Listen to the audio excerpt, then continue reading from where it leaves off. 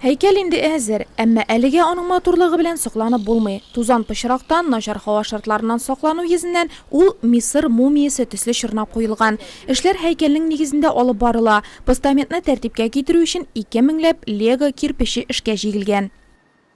Будь надежный, крепкий. Былай нык ышанычлы күренә. Кирпичне куйгач раствор салына, арматураларга кертеп барабыз. Коркасын эретеп ябыштырачакбыз. Конструкция нык булачак, элеккеге кебек ватылмаячак.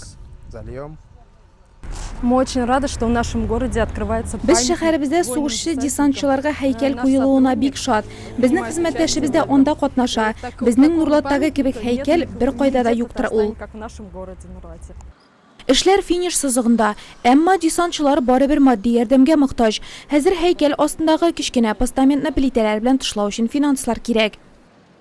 На маленьком постаменте будет облита черным Кичкенә постаментта мәрмәр ташта эленмә токта булачак. Анда төрле заман десантчыларына багышланган Василий Федорович Маргелов әйтеп калдырган сүзләр язылган булачак. Барысы да әйбәт булыр дип өметләнәбез һәм без ярдәмгә мохтаҗ.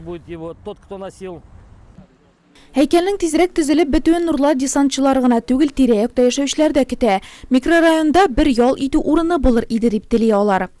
Я думаю, хорошо будет идея. Мин биредә кичкенә сквер булса бик әйбәт идея дип саныйм. Анда эштән кайтканда балалар белән ял итә алыр идек. После работы с детьми выйти.